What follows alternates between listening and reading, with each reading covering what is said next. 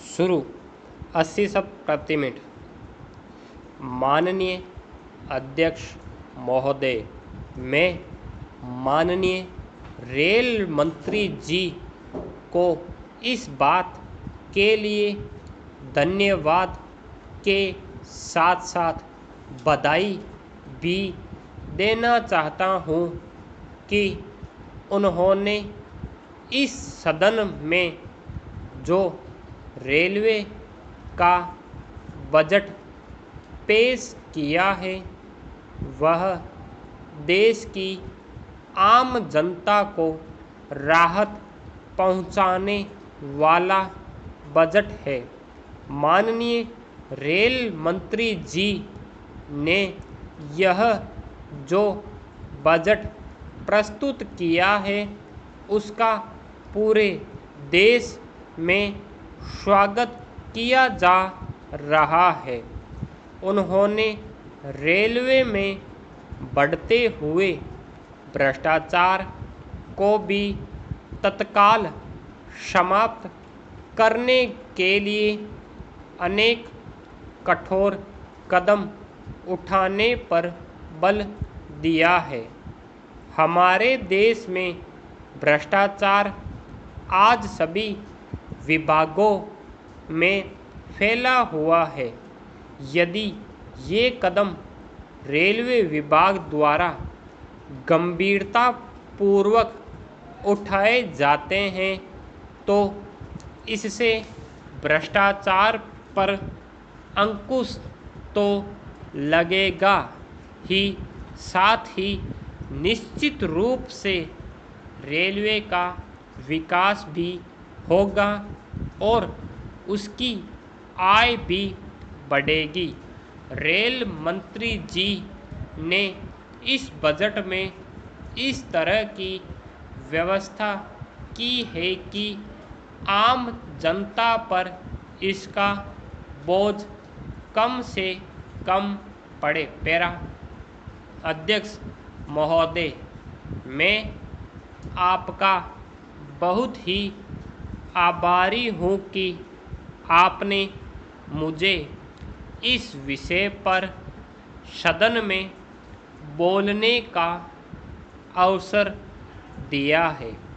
मैं आपसे यह अनुरोध करना चाहता हूँ कि मुझे अपनी बात रखने के लिए जो समय दिया गया है वह बहुत ही कम है।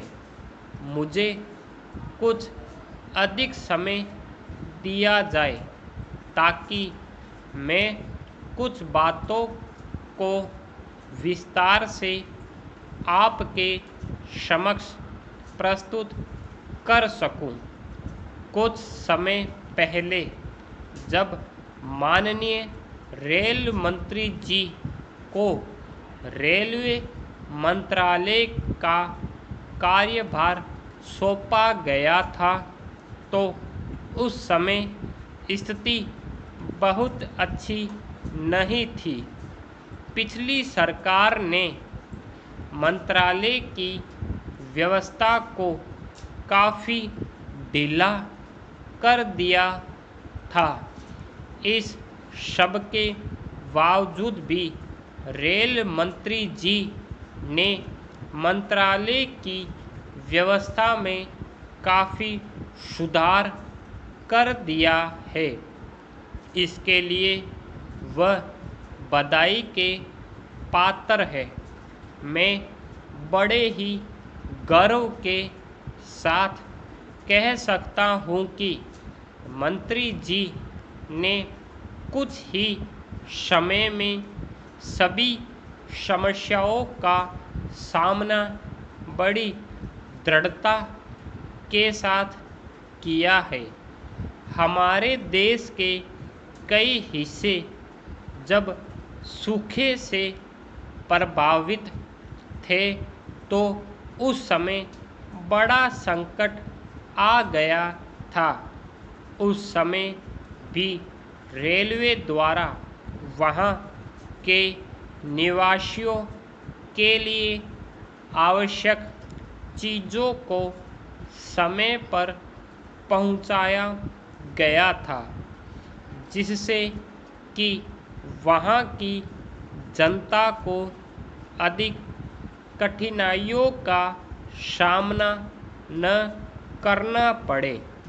मैं आपको यह भी बतलाना चाहता हूँ कि कुछ ऐसे क्षेत्रों में जहाँ पीने के पानी का अभाव अक्सर रहता है, वहाँ भी रेलवे द्वारा पीने का पानी पहुंचाकर जनता को राहत पहुंचाई जाती है। स्टॉप।